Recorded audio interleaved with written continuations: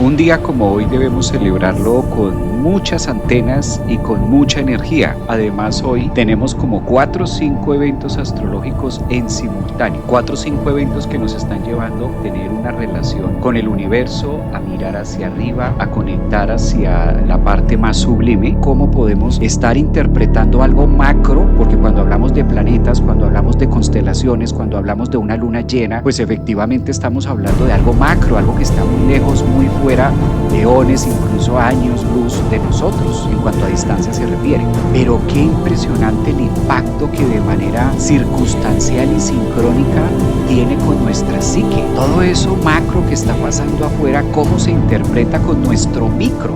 ¿Y qué viene a ser nuestro micro? Pues nuestra forma de pensar, nuestra forma de ver. Un pensamiento mío es muy micro, tan así que solo me pertenece a mí, y si yo lo tengo en mi cabeza, eso es algo micro, pero que resuena con el macro. Entonces, qué bello poder a través de la astrología viva interpretar y darle palabras a los acontecimientos que se relacionan entre algo macro y entre algo micro. ¿Qué es lo que ocurre en esa relación de la neurona en relación a lo que está pasando en el universo? Hay 5 puntos y hay 5 signos en la astrología donde Venus hace conjunción con el Sol. No es en todos los signos que esto pase, solamente ocurre en 5 de los 12 signos. Cada vez, entre más estudio la astrología, entre más comparto, entre más leo cartas, entre más veo sinastrías, entre más veo progresiones, entre más uso los efemérides, entre más miramos las herramientas de la astrología, cada vez es como si se volviera mucho más exacta. Lo que pasa es que dice un viejo refrán: no hay peor ciego que el que no quiere ver. Entonces, cuando a veces vemos a Dios, pues nos asustamos. A veces lo queremos ver tan físicamente que cuando se presenta a través de algo tan tácito, tan puntual y tan vivido, ¡oh!, puede llegar a aterrarnos también, ¿no? Saber cosas que son o verdades. Es decir, que vamos a volver a tener una Venus Star Point por allá en el mes de octubre del 2026 de este año, pero ya no va a ocurrir en el signo de Capricornio ni tampoco va a ocurrir con Marte. Es decir, que en estos 9 meses nos la estamos jugando toda. Está pasando afuera en el tema Capricornio, en el tema país o en el tema presidencia o en el tema gubernamental, no solamente es algo que esté pasando afuera, sino que esto está haciendo efecto espejo, efecto rebote con lo que cada uno de nosotros estamos viviendo. Les decía a finales del año pasado y a principios de este año empieza rápido. Este año se empieza a mover la energía muy rápido. Por eso no es un año para descansar, es un año para estar muy activos y mirar qué más nos va contando estas energías planetarias. A partir de hoy lunes hasta el domingo 18 hay una energía para Escorpio que empiezan con la luna aquí. ¡Ay! Qué fuerte tener la luna en Escorpio, ¿no?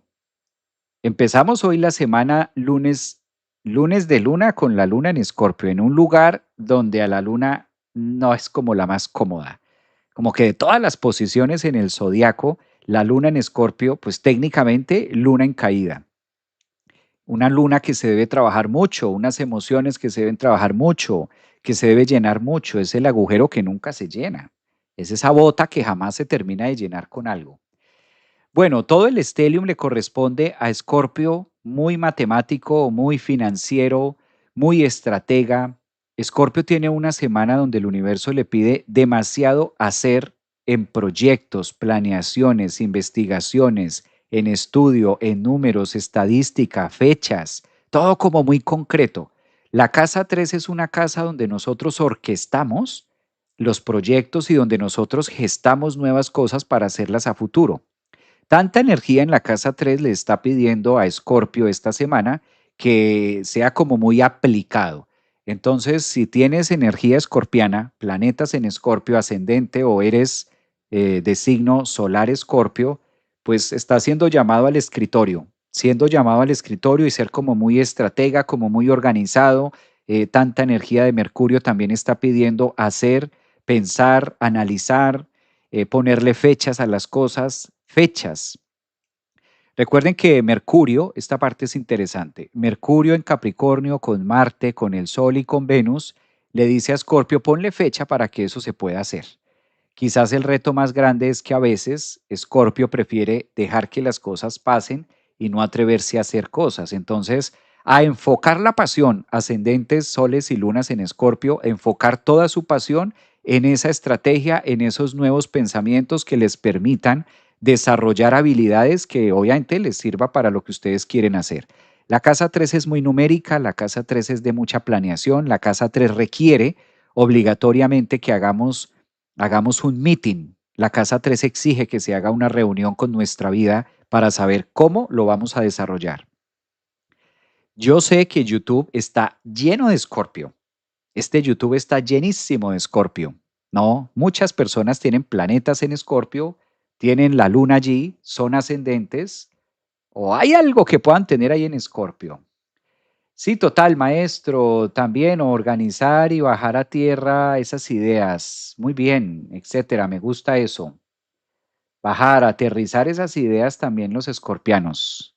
Eso que está por allá adentro, conectarlo.